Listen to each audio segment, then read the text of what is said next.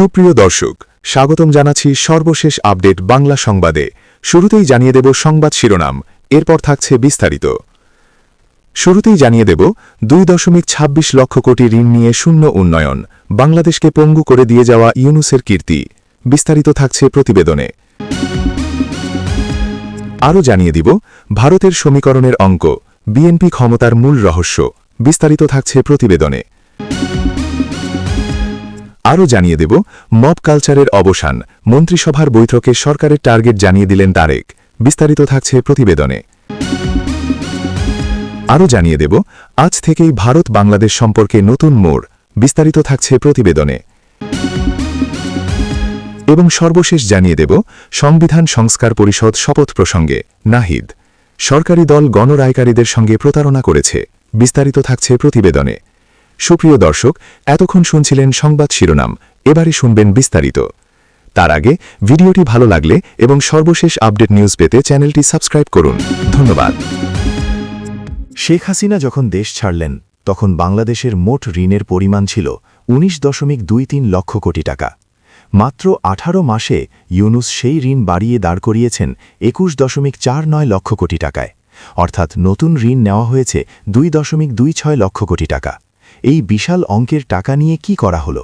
কোনো mega project হয়নি, কোনো সেতু বা সড়ক তৈরি হয়নি, কোনো বিদ্যুৎ কেন্দ্র চালু হয়নি, কোনো শিল্প কারখানা গড়ে ওঠেনি। তাহলে এই 2,26,000 কোটি টাকা গেল কোথায়? ইউনূসের সরকার ক্ষমতায় আসার পর একটা প্রচারণা চালানো হয়েছিল যে শেখ হাসিনার আমলে নাকি প্রতি বছর $15 বিলিয়ন বিদেশে পাচার হয়েছে। এই হিসাবটা যদি সত্যি হতো তাহলে ইউনূসের আমলে যখন কোনো পাচার হচ্ছে না তখন ফরেন রিজার্ভ তো লাফিয়ে লাফিয়ে বাড়ার কথা। শেখ হাসিনা রেখে গিয়েছিলেন $20.5 বিলিয়ন রিজার্ভ। 18 মাসে যদি $15 বিলিয়ন পাচার না হয়ে দেশেই থাকে তাহলে রিজার্ভ দাঁড়ানোর কথা ছিল কমপক্ষে $42 বিলিয়ন কাছাকাছি, কিন্তু বাস্তবে এখন রিজার্ভ আছে মাত্র $29.5 বিলিয়ন। $13 বিলিয়ন কোথায় গেল? এই বিশাল অঙ্কের ডলার কি বাতাসে মিলিয়ে গেল নাকি সুপরিকল্পিতভাবে সরিয়ে ফেলা হয়েছে? যে সরকার আগের সরকারকে পাচারকারী বলে গালাগাল করত সেই সরকারের আমলেই রিজার্ভ কমে গেল প্রায় $9 বিলিয়ন। এর চেয়ে বড় পাচার আর কি হতে পারে? সবচেয়ে হাস্যকর বিষয় হল এই বিশাল পরিমাণ নতুন ঋণ নিয়ে কোনো কাজই হয়নি। শেখ হাসিনার আমলে ঋণ নিয়ে পদ্মা সেতু হয়েছে, মেট্রো রেল হয়েছে, এলিভেটেড এক্সপ্রেসওয়ে হয়েছে, বিদ্যুৎ উৎপাদন দ্বিগুণ হয়েছে। ইউনূসের আমলে কি হয়েছে? শুধু ঋণের বোঝা বেড়েছে আর রিজার্ভ কমেছে। এটাকে কি বলা যায়? দুর্নীতি, লুটপাট নাকি সুপরিকল্পিত অর্থনৈতিক সন্ত্রাস? 2024 সালের জুলাই মাসে রাস্তায় রক্তের বন্যা বইয়ে দিয়ে একটা নির্বাচিত সরকারকে সরিয়ে দেওয়া হলো। বিদেশি টাকা, ইসলামী জঙ্গিদের সহায়তা আর সামরিক বাহিনীর পৃষ্ঠপোষকতায় একটা অবৈধ সরকার ক্ষমতায় বসল। সেই সরকার দেশের মানুষকে উন্নয়নের স্বপ্ন দেখিয়েছিল, কিন্তু বাস্তবে যা করেছে তা হলো দেশের অর্থনীতির মেরুদণ্ড ভেঙে দেওয়া। বাংলাদেশের অর্থনৈতিক কাঠামো এখন এমন জায়গায় দাঁড়িয়ে আছে যে আগামী 10 বছরে এই ক্ষতি পুষিয়ে নেওয়া সম্ভব হবে না। যেই সরকার আসবে তারা পাবে একটা নিঃস্ব রাষ্ট্রকোষ, বিশাল ঋণের বোঝা আর শূন্য রিজার্ভ। এই অবস্থা থেকে বের হতে কত বছর লাগবে, কত প্রজন্মের ত্যাগ স্বীকার করতে হবে তার কোনো হিসাব নেই। ইউনূস আর তার দলবল এখন চলে যাচ্ছেন, কিন্তু রেখে যাচ্ছেন একটা ধ্বংসস্তূপ। যাদের হাতে এই লুটপাট হয়েছে তাদের প্রত্যেকের কাছ থেকে এই টাকার হিসাব আদায় করতে হবে, প্রতিটা পয়সার খোঁজ নিতে হবে, নইলে এই দেশ কখনো আর মাথা তুলে দাঁড়াতে পারবে না। এদিকে পাড্মাপারে পালাবদলের হাত ধরে আমূল বদলে গেল দিল্লি ঢাকা কূটনীতিক সম্পর্ক। বলা যেতে পারে সম্পর্ক এক অন্য মাত্রা পেল। তবে সলতে পাকানো পর্বটা শুরু হয়েছিল জিয়ার অন্ত্যেষ্টিতে ভারতের বিদেশমন্ত্রী সুব্রমণ্যম জয়শঙ্করকে পাঠানোর মধ্যে দিয়ে। আমরা সকলেই জানি জিয়ার প্রয়াণের পর সাউথ ব্লক থেকে ঢাকায় পাঠানো হয়েছিল ভারতের বিদেশমন্ত্রীকে। সেই সময় কিন্তু বাংলাদেশে ছিল একটি অন্তর্বর্তী সরকার। জয়শঙ্করের সঙ্গে দেখা করার ইচ্ছে ছিল ইউনূসের। সাউথ ব্লক সুকৌশলে তাকে এড়িয়ে গিয়েছে। সাউথ ব্লক ধরেই নিয়েছিল পাড্মাপারে হাসিনার ক্ষমতায় ফেরার কোনো সম্ভাবনা নেই। মসনদে বসতে চলেছেন তারেক, তিনিই দেশের পরবর্তী প্রধানমন্ত্রী। জিয়া বা বিএনপিকে ভারতপন্থী বলা যেতে পারে না। প্রতিবেশী রাষ্ট্রের সঙ্গে পায়ে পা মিলিয়ে চলতে হবে, এটাই দস্তুর। সে কারণে জিয়ার অন্ত্যেষ্টিতে পাঠানো হয়েছিল ভারতের বিদেশমন্ত্রীকে।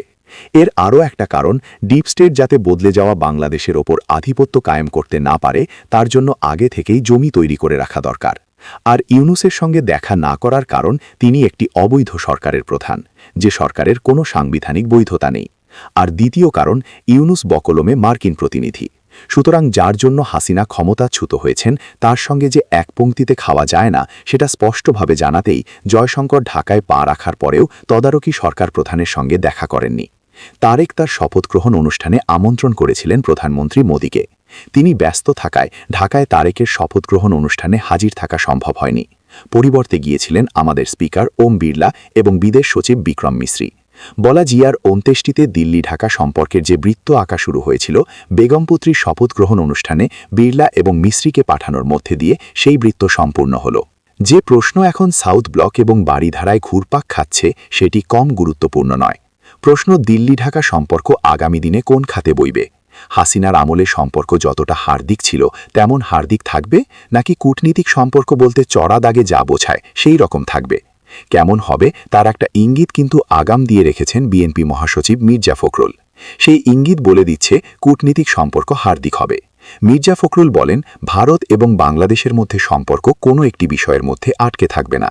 হাসিনার ভারতে সাময়িক আশ্রয় নেওয়ার বিষয়টি বৃহত্তর পরিসরে দিল্লি ঢাকা সম্পর্কের ক্ষেত্রে কোনো বাধা হয়ে উঠবে না।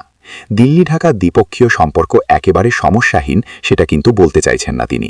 তবে সেই সব সমস্যা আলোচনার মধ্যে দিয়ে মিটিয়ে নেওয়া হবে বলে তিনি জানিয়েছেন, যার অর্থ দাঁড়ায় সাউথ ব্লক যেমন বাড়িধারাকে নিয়ে আগামী দিনে চলতে চায়, বাড়িধারাও সাউথ ব্লককে সঙ্গে নিয়ে চলতে চায়। ভারতের দ্য হিন্দু পত্রিকাকে দেওয়া সাক্ষাৎকারে বিএনপির এই শীর্ষ নেতার বক্তব্য বিশ্লেষণ করলে বোঝা যাবে যে বিএনপি তাদের অতীতের ভাবমূর্তির বদল ঘটাতে চাইছে। তাদের মসনদে বসার অর্থ এই নয় যে ভারতের ব্যাপারে বৈরী মনোভাব নিয়ে চলা। বিএনপি মহাসচিবের বক্তব্য, বাংলাদেশের স্বার্থের জন্য যেসব প্রকল্প রয়েছে সেগুলিকে দ্রুত এগিয়ে নিয়ে যাওয়া হবে। উন্নয়নমূলক কর্মকাণ্ডে ভারতের সঙ্গে সহযোগিতামূলক সম্পর্ক বৃদ্ধি করতে চান তারা। এই প্রসঙ্গে তিনি চীন মার্কিন সম্পর্কের উল্লেখ করেন। বিএনপির এই শীর্ষ নেতা বলেন, আমেরিকার সঙ্গে চীনের দ্বিপাক্ষিক সম্পর্কের ক্ষেত্রে বিভিন্ন সমস্যা রয়েছে, তবু তারা একে অপরের সঙ্গে কাজ করছে। ভারত বাংলাদেশ সম্পর্ক আমাদের শুধু একটি বিষয়ের মধ্যে আটকে রাখা উচিত নয়। বিএনপি যে তাদের অতীতের ভাবমূর্তি বদলাতে বদ্ধপরিকর তার অন্যতম বড় প্রমাণ তারেকের মন্ত্রিসভায় এক হিন্দু নেতার অন্তর্ভুক্তি। তারেক তার মন্ত্রিসভায় অন্তর্ভুক্ত করেছেন নিতাই রায় চৌধুরী নামে এক প্রবীণ নেতাকে। তাকে মন্ত্রী করে জিয়াপুত্র এই বার্তা দিতে চেয়েছেন যে মুসলিম সংখ্যাগরিষ্ঠ বাংলাদেশে সংখ্যাগরিষ্ঠ সম্প্রদায়ের প্রতিনিধিত্ব বাড়াতে এই অন্তর্ভুক্তি। এরশাদের আমলেও তাকে মন্ত্রী করা হয়েছিল। তিনি যুব ও ক্রীড়ামন্ত্রী ছিলেন। চৌধুরীর মন্ত্রিসভায় অন্তর্ভুক্তি প্রতীকী ও রাজনৈতিক গুরুত্ব বহন করে। হিন্দু সম্প্রদায়ের একমাত্র প্রতিনিধি হিসাবে তার উপস্থিতি ধর্মীয় সংখ্যাগরিষ্ঠদের কাছে পৌঁছানোর একটি বার্তা দেয়। তারা নিজেদের এখনও প্রান্তিক বোধ করেন। চৌধুরীর পাশাপাশি বৌদ্ধ চাকমা জনগোষ্ঠীর নেতা দীপেন দেওয়ানকেও মন্ত্রিসভায় জায়গা দেওয়া হয়েছে। এদিকে বাংলাদেশে কোনোভাবেই মব কালচার সহ্য করা হবে না। এক্ষেত্রে সরকার পদক্ষেপ করতে পিছপা হবে না, ক্ষমতায় এসেই জানিয়ে দিল তারেক রহমানের সরকার। বাংলাদেশের স্বরাষ্ট্রমন্ত্রী জানান, বাংলাদেশে মব কালচার চলছে, তা বন্ধ করতেই হবে, সেজন্য পুলিশেরও ভূমিকা আছে। 2024 সালের জুলাই আন্দোলনও আসলে বিচ্ছিন্নতাবাদী আন্দোলন বলেই দাবি করে এসেছে আওয়ামী লীগ। সেই আন্দোলনের জেরে দেশ ছেড়ে পালাতে হয়েছিল তৎকালীন বাংলাদেশের প্রধানমন্ত্রী শেখ হাসিনাকে। তারপর ক্ষমতায় এসেছিল মোহাম্মদ ইউনূসের অন্তর্বর্তীকালীন সরকার। তার আমলে একাধিক হিংসা ও বিক্ষোভের ঘটনা ঘটেছে। তবে এবার তারেক রহমান সাফ জানিয়ে দিলেন, কোনো রকম বিক্ষোভ প্রতিবাদ বরদাস্ত করা হবে না। আইনের বাইরে কেউ কিছু করলে তার উপযুক্ত জবাব দেওয়া হবে। বাংলাদেশে নতুন সরকার গঠিত হওয়ার পর তারেক রহমানের সভাপতিত্বে আজই প্রথম মন্ত্রিসভার বৈঠক হয়। তারপরেই বাংলাদেশের স্বরাষ্ট্রমন্ত্রী সালাহুদ্দিন আহমেদ জানান, দাবির নামে রাস্তা অবরোধ করা যাবে না। সরকার এ ব্যাপারে খুব কঠোর। বলেন, আমি স্পষ্টভাবে বলছি, বাংলাদেশে মব কালচারের অবসান ঘটাতে হবে, কোনোভাবেই প্রশ্রয় দেওয়া যাবে না। নির্ধারিত এবং বৈধ প্রক্রিয়ার মধ্যে পরিচালিত হলে সমাবেশ এবং সমাবেশসহ জনগণের তাদের দাবি প্রকাশ করার অধিকার থাকবে। আইনি ও গণতান্ত্রিক কার্যক্রম করা যাবে, তবে দাবি আদায়ের নামে রাস্তা অবরোধ করা যাবে না। সরকার যে পুলিশের হাতে আরও ক্ষমতা দিতে চায় সেটাও পরিষ্কার করে দেন তিনি। বলেন, আমাদের পুলিশ এবং অন্য অনেক প্রতিষ্ঠান ও সংস্থা দুর্বল হয়ে পড়েছে। পুলিশকে জনসাধারণের বন্ধু হতে হবে। পূর্বে যে ভাবমূর্তি নষ্ট হয়েছিল তা পুনরুদ্ধার করতে হবে। এদিনের মন্ত্রিসভার বৈঠকে সরকার প্রাথমিকভাবে 3টি বিষয়ে গুরুত্ব দিয়েছে। সেগুলো হল নিত্য প্রয়োজনীয় পণ্যের দাম নিয়ন্ত্রণ, আইনশৃঙ্খলা পরিস্থিতির উন্নতি এবং বিদ্যুৎ ও জ্বালানি সরবরাহ নিশ্চিত করা। এদিকে বাংলাদেশে চলতে শুরু করেছে গণতন্ত্রের রেলগাড়ি। চালকের আসনে তারেক রহমান। 2001 থেকে 2006 সাল পর্যন্ত সরকারে ছিল জাতীয়তাবাদী দল বিএনপি। ২০ বছর পর ত্রয়োদশ জাতীয় সংসদ নির্বাচনে জয় পেয়ে সরকার গঠন করেছে তারা। মন্ত্রিসভায় আছেন 50 জন। এদের মধ্যে 25 জন মন্ত্রী, 24 জন প্রতিমন্ত্রী আর টেকনোক্র্যাট 3 জন। 25 জন মন্ত্রীর মধ্যে 17 জনই নতুন মুখ, আবার প্রতিমন্ত্রী 24 জনের প্রত্যেকেই নতুন। এমনকি প্রধানমন্ত্রী পদে তারেক রহমান নিজেও প্রথম মন্ত্রিসভার সদস্য হচ্ছেন। বাংলাদেশে পালাবদলের পর দিল্লির সঙ্গে ঢাকার সম্পর্ক কেমন হবে, প্রশ্নটা শুধু দিল্লির সাউথ ব্লকেই ঘোরাঘুরি করছে না, ঘোরাঘুরি করছে বাড়িধারাতেও। হাসিনার আমলে সম্পর্ক যেমন ছিল, তারেক জমানায় সম্পর্ক ঠিক তেমন থাকবে, নাকি সেই সম্পর্ককে ছাপিয়ে যাবে, নাকি সম্পর্ক কূটনৈতিক যেমন থাকে, যাকে বলা হয় ভারসাম্যের সম্পর্ক, তেমন হবে। সাউথ ব্লক কিন্তু এখনই কিছু বলতে চাইছে না, তারা আপাতত ঢাকার পদক্ষেপের দিকে লক্ষ্য রাখতে চাইছে। Tarique Rahman meet the press অনুষ্ঠানে কিছু কথা বলেছিলেন। ভারতের দ্য পায়োনিয়ার পত্রিকার এক সাংবাদিক তারেক রহমানেক প্রশ্ন করেন, I have a question to PM in waiting. What is your foreign policy plan and how you see India and Bangladesh relations? We are the not immediate neighbor, but yeah, we share culture and everything. So your comment on India and Bangladesh relation, and second one which is very much related to ICT. Do you going to review and scrutiny the verdict and the decision has made by ICT? Thank you so much. জবাবে তারেক বলেন, Thank you so much. I think we have cleared ourselves regarding the foreign policy, which is the interest of Bangladesh and interest of Bangladeshi people comes first. By protecting the interest of Bangladesh and people of Bangladesh will decide our foreign policy. Thank you. এদিকে গত শুক্রবার AFPর এক সাংবাদিক সালাহুদ্দিন আহমেদকে প্রশ্ন করেন, Are you satisfied with the political process because one of the major party was out of contest?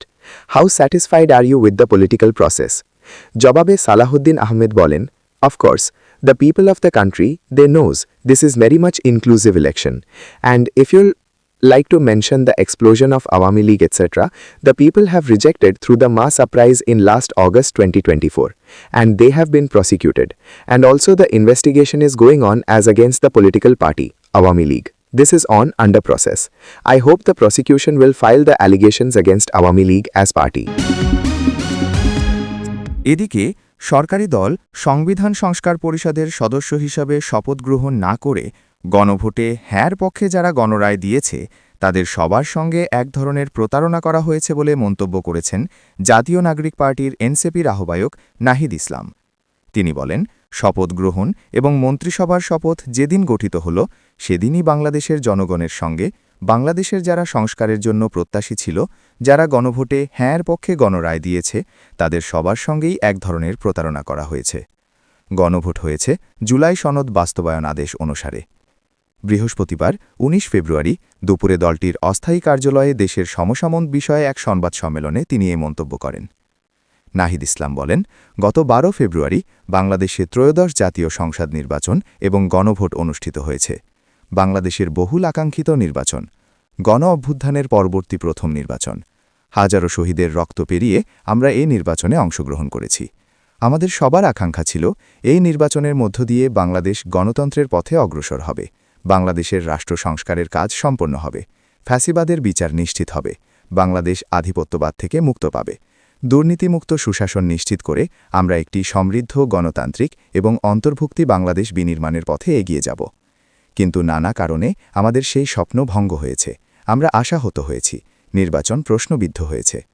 তিনি বলেন, আমরা নির্বাচনকে নিয়ে আমাদের সেই পর্যালোচনাগুলো রেখেছি। নির্বাচন প্রক্রিয়া, নির্বাচনে ভোটগ্রহণ সুষ্ঠু হলেও ফলে কারচুপি হয়েছে। সেগুলো সত্ত্বেও আমরা গণতন্ত্রের স্বার্থে, আমরা দেশের স্থিতিশীলতার স্বার্থে আমরা এই নির্বাচনের ফল মেনে নিয়ে আমরা সামনের দিকে এগোতে দিয়েছি। আমরা বাংলাদেশের জাতীয় সংসদকে এবং সংস্কার পরিষদকে, সংবিধান সংস্কার পরিষদকে কার্যকর করতে আমরা শপথ গ্রহণ করেছি। তিনি আরও বলেন, যেদিন শপথ গ্রহণ এবং মন্ত্রিসভার শপথ যেদিন গঠিত হল সেদিনই কিন্তু বাংলাদেশের জনগণের সঙ্গে বাংলাদেশের যারা সংস্কারের জন্য প্রত্যাশী ছিল, যারা গণভোটে হ্যাঁর পক্ষে গণরায় দিয়েছে, তাদের সবার সঙ্গেই এক ধরনের প্রতারণা করা হয়েছে। সংবিধান সংস্কার পরিষদের সদস্য হিসাবে সরকারি দল তারা শপথ গ্রহণ না করে, যেখানে এই নির্বাচনের সঙ্গে গণভোট একটি গুরুত্বপূর্ণ বিষয় ছিল, গণভোট হয়েছে জুলাই সনদ বাস্তবায়ন আদেশ অনুসারে। জাতীয় নাগরিক পার্টির এনসিপির আহ্বায়ক বলেন, আদেশে খুবই স্পষ্টভাবে বলা হয়েছে শপথ গ্রহণ সংসদ সদস্য এবং সংবিধান সংস্কার পরিষদ সদস্য হিসাবে একই দিনে শপথ অনুষ্ঠিত হবে। একই ব্যক্তি শপথ পড়াবেন। যারা সংসদ সদস্য হিসেবে নির্বাচিত হবে তাদের সমন্বয়ে সংবিধান সংস্কার পরিষদ নামে একটি পরিষদ গঠিত হবে, যারা মূলত এই জুলাই সনদ এবং গণভোটে যেই সংস্কারের প্রস্তাবনাগুলো ছিল সেগুলো বাস্তবায়ন করবে, সেগুলো সংবিধানে সমন্বয় করবে। কিন্তু একটি ভুল ব্যাখ্যা দেওয়ার মাধ্যমে, সংবিধানের দোহাই দেওয়ার মাধ্যমে সংবিধান সংস্কার পরিষদের সদস্য থেকে শপথ না নেওয়া থেকে তারা নেননি, তারা বিরত থেকেছেন। আমরা মনে করি এটি সংস্কারের সঙ্গে প্রতারণা করা হয়েছে। এটি নতুন বাংলাদেশের যে আকাঙ্ক্ষা, সেই আকাঙ্ক্ষার সঙ্গে প্রতারণা করা হয়েছে। গণরায় এসেছে গণভোটে, সেই গণরায়কে বৃদ্ধাঙ্গুলি দেখানো হয়েছে। আমরা আশা করব তারা দ্রুত সময়ের মধ্যে তারা শপথ নেবেন। সংবিধান সংস্কার পরিষদ ছাড়া এই জাতীয় সংসদের কোনো মূল্যই নেই।